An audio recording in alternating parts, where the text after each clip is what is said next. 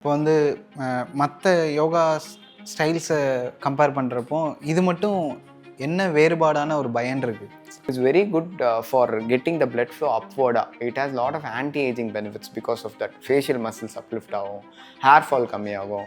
So anti-aging effect இது அதிகமாக இருக்குது. பட் செலிப்ரிட்டிஸை விட என்கிட்ட வந்து ரெகுலராக நார்மல் பீப்புள் நிறைய பேர் வராங்க. நார்மல் பீப்புள்னு சொல்ல முடியாது, அவங்களுமே எனக்கு பொறுத்தவரை அவங்க செலிபிரிட்டி தான். பிகாஸ் ஓகே, அவங்க தான் என்னோட பிளேட்டை ஃபில் பண்ணுறாங்க எண்ட் ஆஃப் த டே.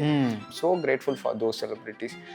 இனிஷியலாலாம் சுனிதாலாம் வந்திருக்காங்க. அவங்களாம் I will not forget because அவங்க வாண்டடாக வீடியோஸ் எடுங்க, போஸ்ட் பண்ணுங்க அப்படின்லாம் என்ன பூஸ்ட் பண்ணியிருக்காங்க. Cook with Comali Sunitha. அது மட்டும் இல்லாமல் நிறைய செலிபிரிட்டிஸும் வந்து அவங்களோட பேஜஸ் ஷேர் பண்ணியிருக்காங்க.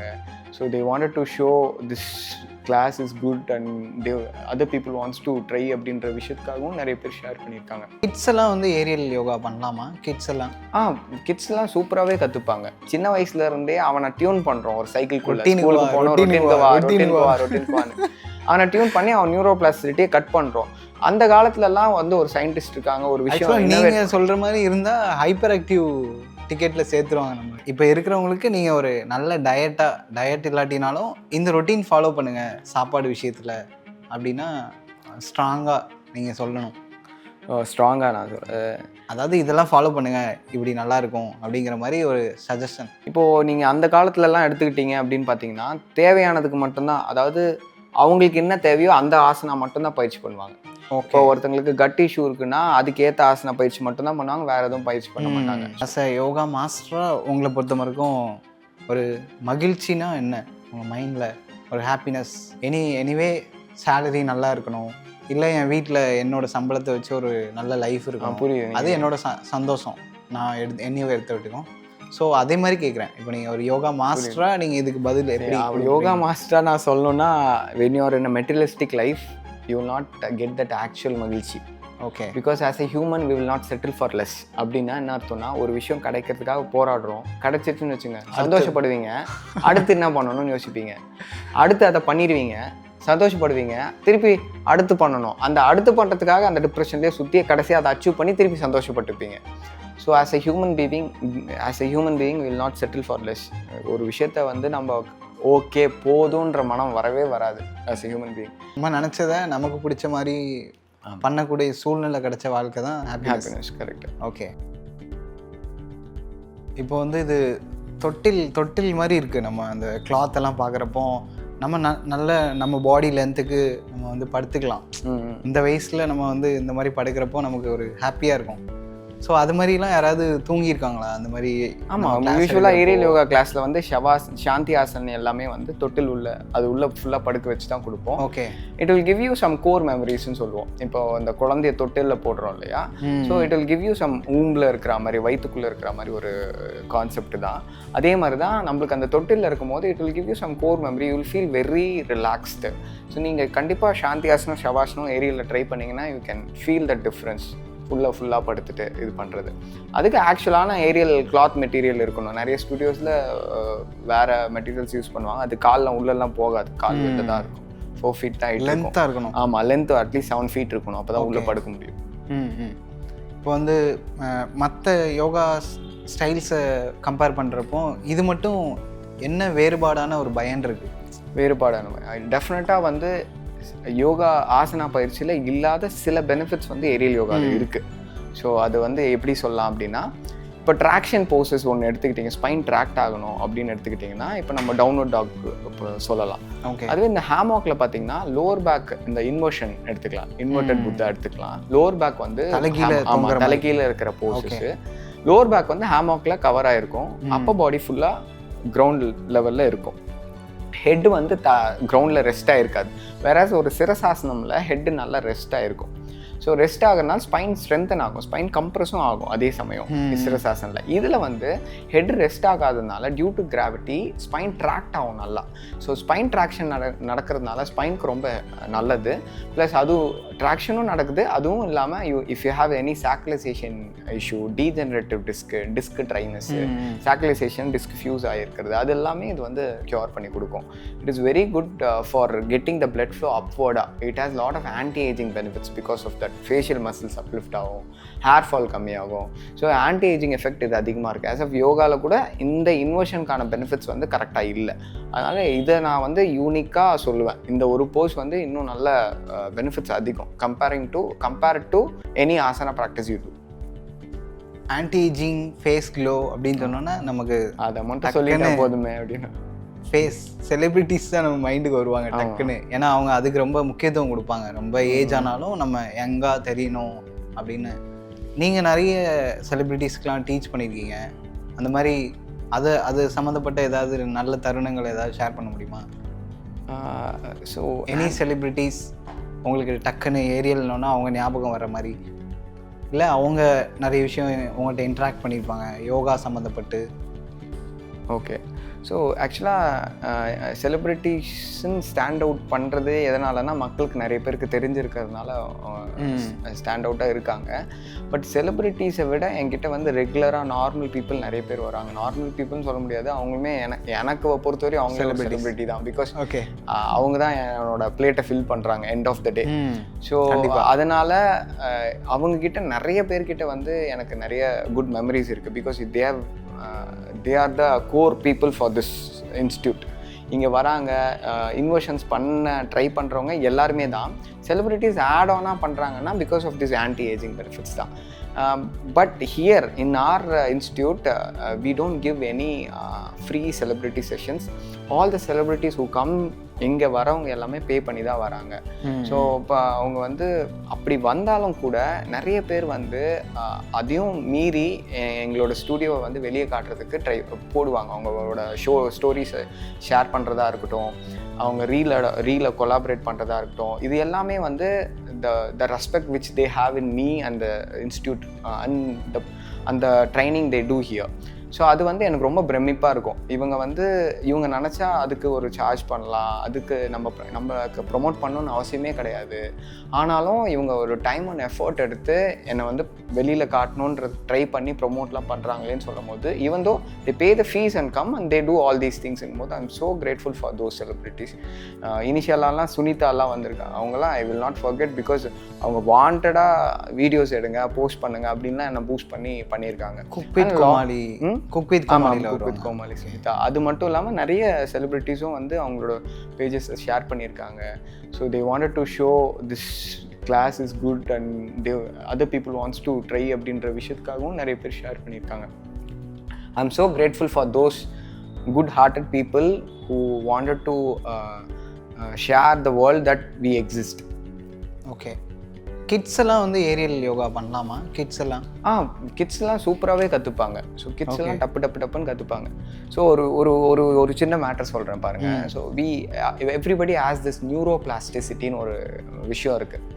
ஸோ நியூரோபிளாஸ்டிசிட்டி அப்படின்னா நீங்கள் வளர ஒரு கிட்டு ஒரு ஏஜில் உங்கள் நியூரான்ஸ்லாம் க்ரோத் வந்து கம்மியாயிரும். ஓகே, நியூரான்ஸ் ஸ்டாப் ஆயிரும். ஆனால் நீங்கள் வளர அந்த நியூரான்ஸை வந்து ஆக்டிவாக வச்சுக்கிறதுக்கு you have to learn new skills. புது ஸ்கில் கற்றுட்டே இருக்கணும். People who end up in cycle, ஒரு சைக்கிள் இருப்பாங்க பார்த்தீங்களா, ஒர்க்கு போவாங்க, சாப்பிடுவாங்க, நைட்டு தூங்குவாங்க, ஒர்க் போவாங்க, சாப்பிடுவாங்க, நைட்டு தூங்குவாங்க, ரீப்ரொடக்ஷன் ரொட்டீன். அந்த ரொட்டீனில் இருப்பாங்க. ரீப்ரொடக்ஷன், சாப்பாடு, தூக்கம், ஒர்க்கு, இப்படியே அந்த ரொட்டீனில் இருக்கிறவங்களுக்கு அந்த நியூரோபிளாஸ்டிசிட்டி கம்மியாயிரும், growth கம்மியாயிரும். people who learn new skills, their neuroplasticity will be good. அதாவது இப்போ கிட்ஸுக்கு ஒரு விஷயம் அதனால தான் டக்குன்னு புரியுது, because their neuroplasticity will be high. அந்த லேர்னிங் கெப்பாசிட்டி, அவங்களுக்கு கிராஸ் பண்ணுற கெப்பாசிட்டி அதிகமாக இருக்கும். ஆனால் நம்ம என்ன பண்ணுறோம், சின்ன வயசுல இருந்தே அவனை டியூன் பண்ணுறோம். ஒரு சைக்கிள்குள்ள ஸ்கூலுக்கு போனோம், ரொட்டீனுக்கு வான்னு அவனை டியூன் பண்ணி அவன் நியூரோபிளாஸ்டிசிட்டியை கட் பண்ணுறோம். அந்த காலத்துலலாம் வந்து ஒரு சயின்டிஸ்ட் இருக்காங்க, ஒரு விஷயம் நீங்கள் சொல்கிற மாதிரி இருந்தால் ஹைப்பர் ஆக்டிவ் டிக்கெட்ல சேர்த்துருவாங்க நம்ம. இல்ல so it's not that you are doing a different, you can do a subtle, ஒரு பாட்ரி பண்ணலாம், ஒரு சட்டிலான டிராயிங் பண்ணலாம். ஓகே, நான் சொல்றது என்னன்னா, ஒரு நிறைய விஷயங்கள் ஹைப்பரா இருக்கிற டாஸ்க்னு கிடையாது, நிறைய விஷயங்களுக்கு இன்வெஸ்ட் பண்ணலாம், வித்தியாசமா பண்ணிட்டே இருக்கும். இப்போ ஒரு இனோவேஷன் வருதுன்னு வச்சுங்களேன், அந்த இனோவேட் பண்றவங்க எல்லாருமே ஒரு சைக்கிள்குள்ள இருந்திருக்க மாட்டாங்க, புதுசா ட்ரை பண்ணியிருப்பாங்க. அதனால தான் ஒரு இனோவேஷனே நடக்குது. நம்ம இப்போ என்ன பண்ணுறோம், ஒரு சைக்கிள்லேயே இருக்கும், you will not have any innovative thought. ஓகேங்களா? ஸோ அதனால அந்த நியூரோபிளாஸ்டிசிட்டி எல்லாருக்குமே இப்போ கம்மியாக இருக்கும். எனக்கு நல்லாவே உங்களுக்கே நீங்கள் யோகா எடுத்திருப்பீங்க, ஒரு யங் ஏஜில் இருக்க இன்ஸ்ட்ரக்ஷன் அவங்க புரிஞ்சுக்கிறதுக்கும் ஒரு வயசானவங்க இன்ஸ்ட்ரக்ஷன் புரிஞ்சுக்கிறதுக்கும் டிஃப்ரென்ஸ் இருக்கும். நம்ம ரைட்டுனா லெஃப்ட் தூக்குவாங்க, இப்படி பண்ணுனா அவங்களுக்கு புரியாது.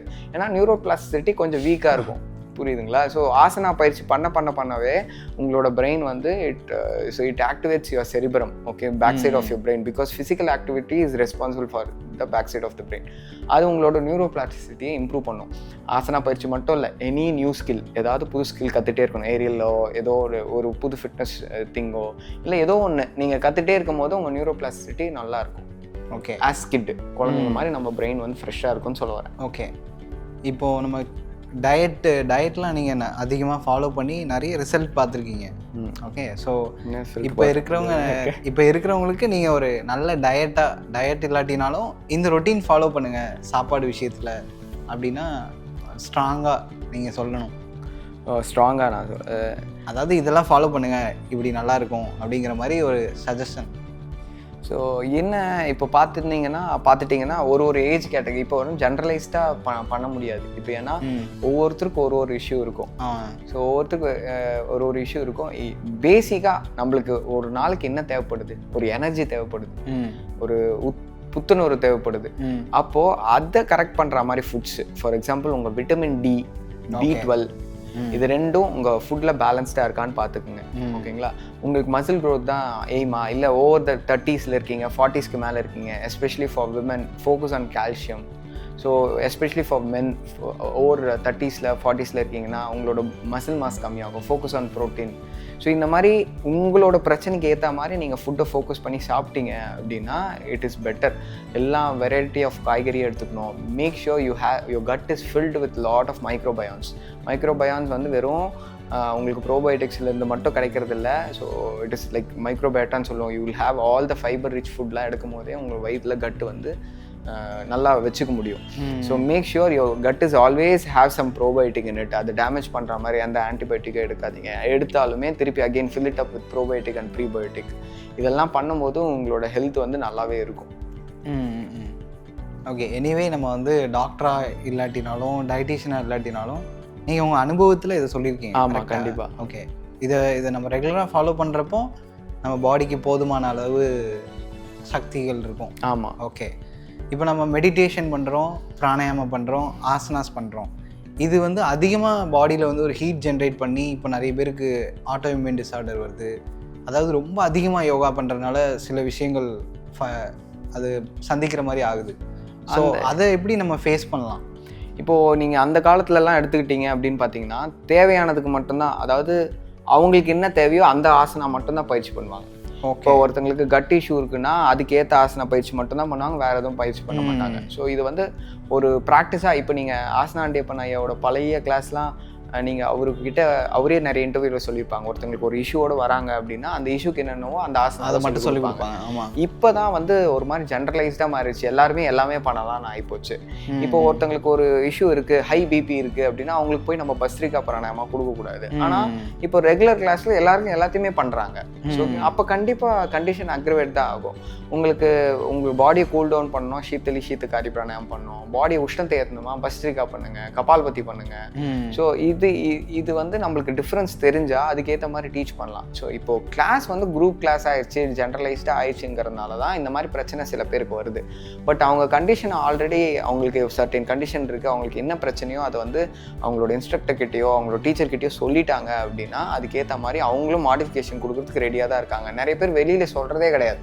இப்போ எனக்கு அவங்களுக்கு ஒரு முட்டியில் பிரச்சனை இருக்கும், வாயே திறக்க மாட்டாங்க. அந்த போஸ்ட் பண்ணுற வரையும் வாய் தரும், பண்ணதுக்கப்புறம் வலிக்குது அப்படிம்பாங்க. கேட்டால் பெரிய பிரச்சனை சொல்லுவாங்க, இந்த முட்டியில் பெரிய ஆப்ரேட் பண்ணியிருக்கோம், இந்த மாதிரி இருக்குது அப்படின்னு. ஸோ முன்னாடியே உங்களோட டீச்சர்கிட்ட நீங்கள் அதை கம்யூனிகேட் பண்ணிட்டீங்கன்னா கிளாஸ் எடுக்கிறவங்களுக்கும் அது ரொம்ப ஈஸியாக இருக்கும்.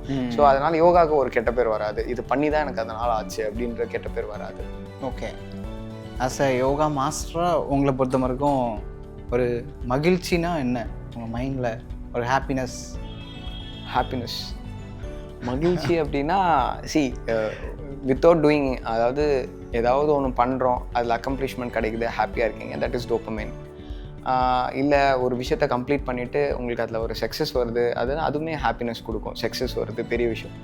எதுவுமே பண்ணாமல் ஒரு ஹாப்பினஸ் இருக்கு இல்லையா, அதுதான் உண்மையான மகிழ்ச்சி. சும்மாவே இருக்கீங்க, நீங்கள் எதுவுமே அக்கம்ப்ளிஷ் பண்ணல, நீங்கள் எதுவுமே இப்போ பண்ண போகிறதில்ல, பண்ணி முடிக்கலை, சக்ஸஸ்ஃபுல்லாக எதுவும் இது ஆகலை, உங்களுக்கு எதுவும் வரல, எதுவும் போகல, ஆனாலும் நீங்கள் சந்தோஷமாக இருக்கீங்க, ஒரு ஜாலியாகவே இருக்கீங்க, அதுதான் ஆக்சுவல் மகிழ்ச்சின்னு நான் நினைக்கிறேன்.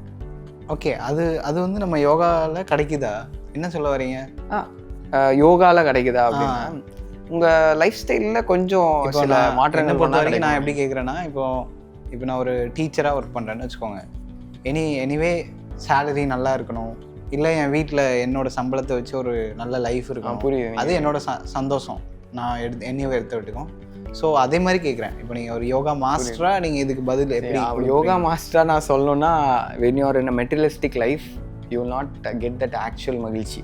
Okay, because as a human we will not settle for less. அப்படின்னா என்ன அர்த்தம்னா, ஒரு விஷயம் கிடைக்கிறதுக்காக போராடுறோம், கிடைச்சிருச்சுன்னு வச்சுங்க, சந்தோஷப்படுவீங்க, அடுத்து என்ன பண்ணணும்னு யோசிப்பீங்க, அடுத்து அதை பண்ணிடுவீங்க, சந்தோஷப்படுவீங்க, திருப்பி அடுத்து பண்ணணும், அந்த அடுத்து பண்ணுறதுக்காக அந்த டிப்ரெஷன்லேயே சுற்றிய கடைசியாக அதை அச்சீவ் பண்ணி திருப்பி சந்தோஷப்பட்டுப்பீங்க.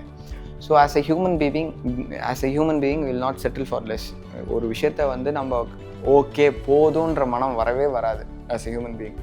அது இல்லாமல், அதுதான் மெட்டீரியலிஸ்டிக் லைஃப்னு சொல்லுவோம். அது இல்லாமல் போகும்போது தான் ஆக்சுவல் மகிழ்ச்சி கிடைக்கும். எதுவுமே வேணாம், அதுதான் வந்து அது வந்து பண்ண முடியாது. ஏன்னா you have committed to this life. நீங்கள் இப்போ as an individual person you have the decision, but once you get married, once you have kid, you can't go back. கல்யாணம் ஆயிடுச்சு, it's a commitment, you are giving a commitment, you are responsible for some other person. அந்த டைமில் வந்து நீங்கள் அதெல்லாம் தூக்கி போட்டு நான் வந்து எதுவுமே பண்ணாமல் இருப்பேன் அப்படின்ற மாதிரி சொல்ல முடியாது. பட் உண்மையான மகிழ்ச்சி வந்து எந்த ஒரு கோல்ஸும் இல்லை அப்படின்றது தான். ஆனால் அனுபவிக்க முடியும். அப்போ தான் அந்த சந்தோஷத்தை, அந்த ஃப்ரூட்டை அனுபவிக்க முடியும். இல்லைன்னா கோல் வச்சு ஒர்க் பண்ணுறோம், கடைசி வரையும் கோல் இருந்துகிட்டே தான் இருக்கும் வாழ்க்கையில், கடைசி வரையும் கோல், ஏதோ ஒரு கோல் இருக்கும். ஸோ ஆனால் நிறைய பேர் கோல் வைக்கணும், கோலை வச்சு அதை ஓடணும் அடிக்கணும் அப்படின்வாங்க. ஆக்சுவலாக அது ஒரு சில பேரோட பற்றி நம்ம வந்து கோல்லாம் வைக்கக்கூடாதுன்னு சொன்னால் பூமர்லாம் சொல்கிறாங்க. அதுதான் சொல்கிறேன். இப்போ நீங்கள் அதுதான் சொல்கிறேன், you have to choose this life. இதுவுமே வந்து இப்போ தப்பு கிடையாது, ஏன்னா இப்போ எல்லாருமே அதை நோக்கி தானே ஓடிட்டு இருக்காங்க. ஸோ அதனால் அதுவுமே நம்ம தப்பு சொல்ல முடியாது, because everybody is doing it. When you are in Rome act Roman அப்படின்வாங்கல்ல, அது மாதிரி தான். So everybody is doing it, but அதை உங்களுக்கு பிடிச்ச மாதிரி பண்ணுங்க, அதே பேட்டர்னா அதுதான் ஹாப்பினஸ் இல்லை? ஓகே, நம்ம நினச்சதை நமக்கு பிடிச்ச மாதிரி பண்ணக்கூடிய சூழ்நிலை கிடைச்ச வாழ்க்கை தான் happiness. Correct. Okay, inner piece அப்படின்னா என்ன சொல்லுவீங்க ஒரு யோகா இன்ஸ்ட்ரக்டரா? என்னுடைய இன்னர் பீஸ் வந்து இப்போ நீங்கள் இதுக்கு முன்னாடி கேட்ட கேள்வியும் இதுவும் வந்து சிமிலர் தான் வச்சுங்களேன், as per my knowledge. Okay, so inner peace வந்து உங்களுக்கு எப்போ கிடைக்கும் அப்படின்னா, if you have commitment or if you don't have commitment, எதுவுமே உங்களை பாதர் பண்ணக்கூடாது. அதாவது உங்களுக்கு ஒரு கமிட்மெண்ட் இருக்குது, அது நீங்கள் இருந்தால் தான் பண்ணணும், அது வந்து உங்களை பாதர் பண்ணக்கூடாது. நான் போய் பண்ணணும், நான் செய்யணும், அப்போ தான் இது நடக்கும் அப்படின்ற பாதர் இருக்கக்கூடாது. அது பாட்டுக்கு அந்த ப்ராசஸ் நடக்கும். ஓகே, இங்கே இருந்தாலும் இல்லைனாலும் அந்த ப்ராசஸ் இந்த உலகத்தில் நடந்துட்டு தான் இருக்கும். நீங்கள் போகிறதுனால தான் மழை பெய்யுது, போகிறதுனால தான் வெயில் அடிக்குது நீங்களே நினச்சிப்பீங்க. ஸோ அது கிடையாது. அது புரிஞ்சிச்சுன்னா you will get that inner peace. நம்ம இருந்தால் தான் அந்த விஷயம் நடக்கும் அப்படின்றது வந்து கிடையாது. It will happen, but you should not. அதாவது எப்படி நான் உண்மையாக சொல்லணும்னா, இன்னர் பீஸ் எப்படி வரணும்னா, ஒரு பிரச்சனை உங்களுக்கு இருக்குன்னா அதுக்கு நீங்கள் எப்படி ரியாக்ட் பண்ணுறீங்களோ அதோட பிரச்சனையோட இன்டென்சிட்டி நீங்கள் ரியாக்ஷனில் தான் இருக்குது, அந்த பிரச்சனையில் கிடையாது. ஒரு பிரச்சனை இருக்குது, அது ஒரு 90% இன்டென்சிட்டி, நீங்கள் எப்படி ரியாக்ட் பண்ணுறீங்களோ அதுதான். நீங்கள் ரியாக்ட் பண்ணவே இல்லைன்னா அந்த பிரச்சனை வந்து பிரச்சனையாகவே இருக்காது. So the reaction is what the intensity of the problem is determined. அதனால் ரியாக்ஷனை கம்மி பண்ணிக்கிட்டிங்கன்னா இன்னர் பீஸ் கம்மியாக இருக்கும்னு நினைக்கிறேன். ஓகே, ஏதோ ஒரு பிரச்சனை வருது, ரியாக்ஷன் கொஞ்சம் கம்மியாக இருக்கட்டும். ரியாக்ஷன் கண்டிப்பாக இருக்கும், கொஞ்சம் கம்மியாக இருக்கட்டும். சரி, நிறைய கிளைண்ட்ஸ்கிட்ட டீல் பண்ணியிருப்பீங்க, நிறைய பேர் அவங்க பர்சனலை ஷேர் பண்ணியிருப்பாங்க. ஆமாம், யாராச்சும் ஒருத்தங்க பர்சனலை வந்து நம்மளை ரொம்ப அப்படியே அதிர வச்சுருக்கோம், அந்த மாதிரி ஏதாச்சும் நடந்திருக்கா அவங்களுக்கு? ஏன்னா இப்போ நானும் யோகா டீச் பண்ணுறேன், நிறைய பேர் நிறைய விஷயம் சொல்லுவாங்க, மற்றவங்க அது எப்படி கேட்பாங்கன்னு தெரில, அது வந்து எனக்கு வந்து உணர்ச்சியாக அப்படி வந்துடும், அது நமக்குள்ளே அப்படி நம்ம பாதிக்கப்பட்டால் அந்த இடத்துல எப்படி இருக்குங்கிற மாதிரி தாட் வந்துடும் மைண்டில். அது ரொம்ப ஸ்லீப் டிஸ்டர்ப் ஆகிற லெவலுக்கு எனக்கு வரும். ஸோ அது மாதிரி உங்களுக்கு ரொம்ப அதிர்ச்சி ஆகிற அளவுக்குலாம் யாராவது சொன்ன விஷயங்கள் பாதிச்சிருக்கா? இல்லை, நிறைய பேரோட இன்சிடென்ட்ஸ் வந்து எப்படி இருக்கும்னா, நம்மளே வந்து கிரான்ஸ் டிசீஸ் எல்லாம் அடிபட்டு நொந்து நூலாகி இந்த ஸ்டேஜுக்கு வந்துருக்கோம். இப்போ அவங்க அந்த ஸ்டேஜில் இருக்கிறவங்க வருவாங்க. ஃபார் எக்ஸாம்பிள், என்னோட கிரான்ஸ் டிசீஸே இருக்கிற ஒரு 3 வயசு பையனை நான் மீட் பண்ணேன். He came to my class. 3 வயசு? ஆமாம், 3 வயசு, 3.5 வயசு அவனுக்கு. 3.5 வயசு. He is struggling what ever I was undergoing. 3 வயசுல அவனுக்கு 3 என்ன வயசு சொல்ல ஒன்றுமே தெரியும்? தெரியாது. But the thing is luckily he didn't have too much of flare-ups. அதாவது அவனுக்கு அடிக்கடி அந்த பெயின் வராது. ஏன் அப்படின்னா அவனுக்கு எந்த ஒரு வாழ்க்கையில் எந்த ஒரு கமிட்மெண்ட்டும் இல்லை, அவன் அப்பா அம்மா ஆமாம் ஸ்ட்ரெஸ் இல்லை, அதனால he is handling that disease better. அப்போ நான் என்ன ஃபீல் பண்ணேன்னா அவனை பார்க்கும்போது எனக்கு தான் பாவமாக இருக்குது, அவங்க பேரண்ட்ஸ் ஃபீல் பண்ணுறாங்க, அழுகுறாங்க, எல்லாமே நடக்குது. ஆனால் அந்த பையன் ஜாலியாக விளையாடிட்டு தான் இருக்கான். அவனுக்கே தெரியாது, அவனுக்கு தெரியாது என்ன பிரச்சனை. ஆனால் வலிக்கும், அப்பப்போ வயிறு வலிக்கும், ஹாஸ்பிட்டல் கூட்டு போவாங்கன்னு தெரியும். பட் இதுவாக இருக்கு. ஆனால் அந்த மாதிரி பையன் வந்து சீக்கிரமாக ரெடி ஆயிடுவான். அது மட்டும் எனக்கு தெரியும். Because once your stress goes down ஆட்டோமேட்டிக்காக ஆட்டோமென் வந்து ரிவர்ஸ் ஆகும் நீங்கள் லைஃப் ஸ்டைல் கரெக்டாக பார்த்துக்கிட்டீங்க அப்படின்னா. ஸோ இது இப்படி இப்போ பார்க்கும்போது எனக்கு அவ்வளோ கஷ்டமாக இருந்தது. பட் அப்போது அதே மென்டாலிட்டியில் நான் இருந்ததுன்னா இன்னும் கொஞ்சம் சீக்கிரமாக ரிவர்ஸ் பண்ணியிருக்க முடியும். ஸோ என்ன மாதிரி ஆட்டோமென் கண்டிஷன் இருக்கிறவங்க நிறைய பேர் பார்த்துருக்கேன். ஸோ 2 குழந்தை இருக்கும், நல்லா அவங்க வந்து ஒரு பிளேயராக இருந்திருக்காங்க. அவங்களுக்கு ஒரு ஆட்டோமென் போனில் ஆட்டோமென் கண்டிஷன், அவங்களால நடக்க கூட முடியல, நொண்டி தான் அப்போ ஏற்பட்ட நல்லா இருந்தவங்க அப்படி மாறும்போது வி ஃபீல் வெரி என்ன சொல்கிறது, சரி இவங்களுக்கு எப்பயாவது நல்லா ஆயிராதா அப்படின்ற ஒரு ஃபீல் இருக்கும். நிறையா எனக்கு தெரிஞ்சு மற்ற டிசீஸ் கேட்டகரியை விட ஆட்டோமென் கண்டிஷனில் என்கிட்ட வரவங்களுக்கு வந்து எனக்கு வந்து என்னென்னா எப்பயாச்சும் கைட் பண்ண தெரியும். ஆமாம், எப்படியாவது அவங்க சீக்கிரம் வெளில வந்துடணும் அப்படின்ற ஒரு ஃபீல் இருக்கும். Because it affects me, it hits me directly. So நம்மளும் அந்த இடத்துலேருந்து வந்திருக்கோம்ல அப்படின்னு நம்ம ரொம்ப பர்சனலாகவும் கனெக்ட் பண்ணிக்க முடியாது. But we will have that இது